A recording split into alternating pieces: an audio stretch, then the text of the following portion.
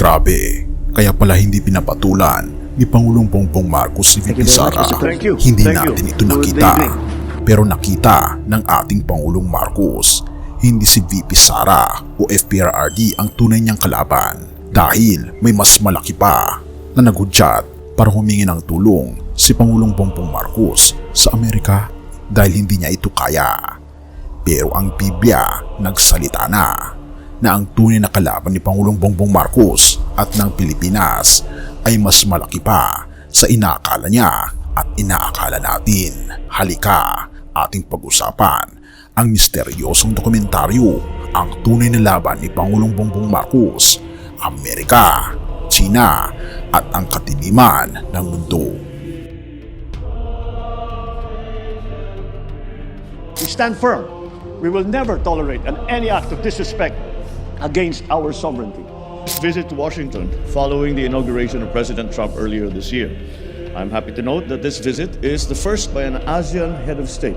I believe that our alliance, the United States and the Philippines, have formed a great part in terms of preserving the peace, in terms of preserving the stability and the results that I am certain that we will find at the end of those discussions.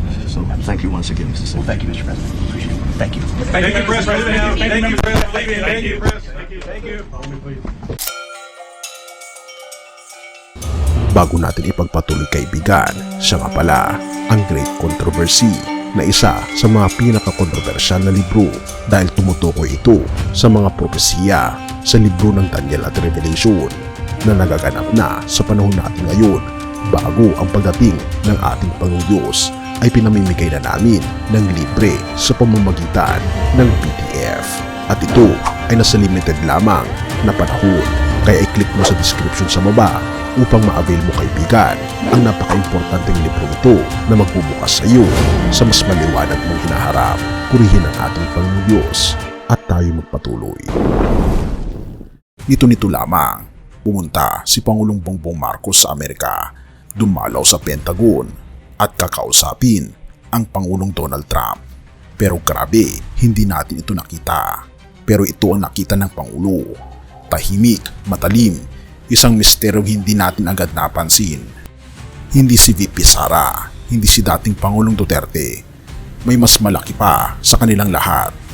Isang kaaway na hindi basta tao.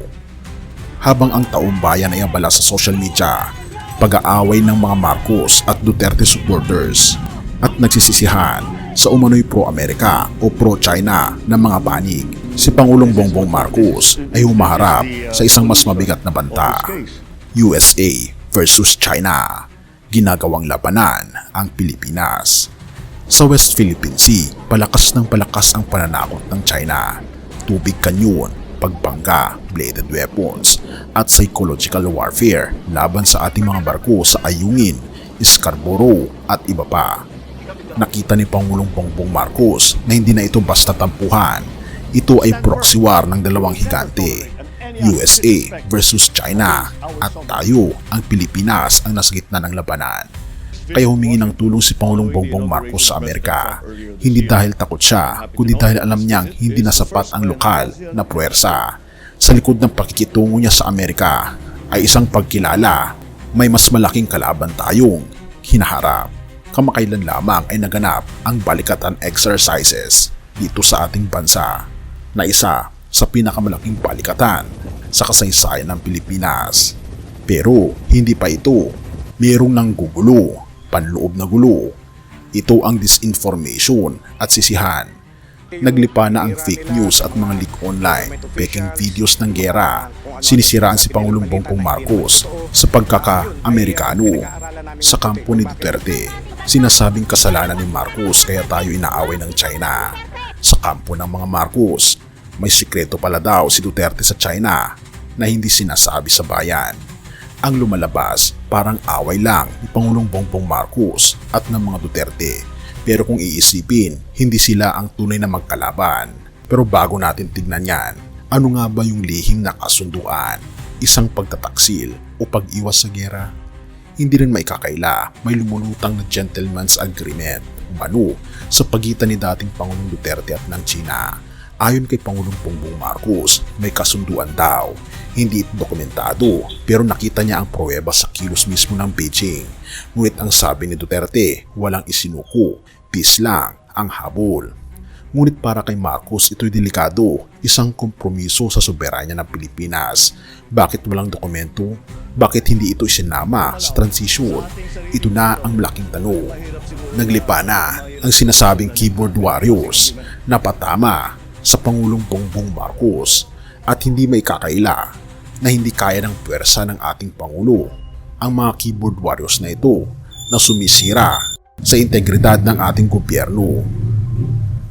At kaya ngayon, si Pangulong Marcos ay tumitingin sa Amerika, Japan at iba pang kaalyado hindi para magpasakop, kundi para ipaglaban ang ating karapatan at buhay ng mamamayan. Ang hindi natin nakikita sa likod ng EDCA, West Philippine Sea at US-Philippine drills ay ito. Ang digmaan na hindi lang militar, ito ay labanan ng ideolohiya, katotohanan at espiritu. Sa lahat ng usapan tungkol sa missiles, bases, allies at fake news, ang totoong tanong ay, sino ang ating pinaniniwalaan? Sino ang ating sinasamba? Mateo 6 verse 24. Hindi kayo maaring maglingkod sa Diyos at sa kayamanan. Mateo 12 verse 25. Ang bawat kaharian na nagkakabahagi laban sa sarili ay hindi magtatagal. Kaya kapag tayo ay nahati, Duterte versus Marcos, Amerika versus China, DDS versus Pro Marcos, natutuwa ang tunay na kalaban, ang espiritual na kadiliman. Ayon sa Biblia, ang tunay na kaaway ay ang kadiliman ng mundo. Efesos 6 verse 12. Sapagkat ang ating pagkikipaglaban ay hindi laban sa laman at dugo, kundi laban sa mga pinuno, sa mga may kapangyarihan, sa mga tagapamahala ng kadilimang ito, sa sanlibutan, laban sa espiritual na kasamaan sa kalangitan. Hindi si Marcos, hindi si Duterte, hindi ang Amerika o ang China. Ang tunay na digmaan ay labanan ng liwanag at kadiliman. Isang espiritual na giyera na nilalaro sa social media, barko, diplomatikong kasunduan at lihim na mga usapan. Kaya naman, ano ang gagawin natin? Kilalanin ang totoong kalaban, kaibigan, hindi tao kundi espiritual, si Satanas, na pwersa ng kasinungalingan, takot at kaguluhan. Manalangin tayo sa ating Panginoon Diyos para sa karunungan at kapayapaan, hindi sa paghahati. Basahin at ipanalangin ang awit 91 sa panahon ng kaguluhan. Manindigan para sa katotohanan at hustisya. Hindi kailangan ng sigawan, kailangan natin ng matalinong pagkilos. Huwag mawalan ng pag-asa. Mateo 6 verse 33. Hanapin ninyo muna ang kaharian ng Diyos at ang kanyang katwiran. Sa pangwakas, ito ang panawagan ng liwanag. Akala ng mundo awi lang ito ni Marcos at Duterte o Amerika laban sa China. Pero sa totoo lang, labanan ito ng sangkatauhan laban sa kadiliman. At habang patuloy tayong nahahati, tinatawag tayo ng ating Panginoon Kristo. Mateo 5 verse 9. Mapapalad ang mga mapagpayapa sapagkat sila'y tatawagin mga anak ng Diyos. 1:8 verse 32. At makikilala ninyo ang katotohanan at ang katotohanan ang magpapalaya sa inyo. Ito ang panawagan sa sambayan ng Pilipino. Tayo ay maging tagapagtanggol ng katotohanan. Hindi lang si Pangulong Bongbong Marcos ang dapat lumaban, tayo rin. Sa panahon ng kaguluhan, disinformation at paninira, maging tagapagdala tayo ng liwanag, kaibigan. Sa bawat post, comment at usapan, ipanalangin natin na ang Espiritu Santo ang mamagitan. Magtayo tayo ng mga espada na maging araro at mga sibat na maging kari, Micas 4 verse 3. Hindi ito panahon ng pagkakawatak-watak. Ito ang panahon ng pagbabalik loob sa ating Panginoong Diyos. Dahil kung ang laban ay espiritual, espiritual din ang ating sandata. Purihin ang ating Panginoong Diyos at tayo manalangin.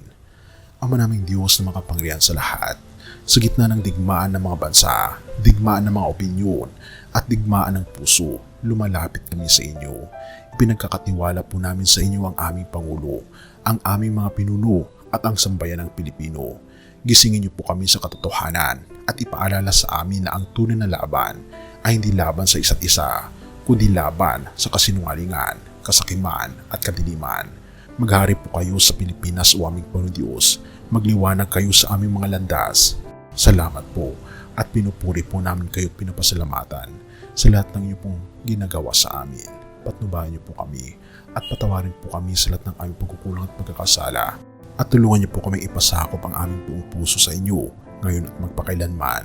Patnubayan po kami at patawarin po kami sa lahat ng aming pagkukulang at pagkakasala. At salamat po sa pagkikinig ng aming mga panalangin, sapagkat ito po ang aming samot hiling sa matamis na pangalan ng aming Panginoon Jesus. Amen.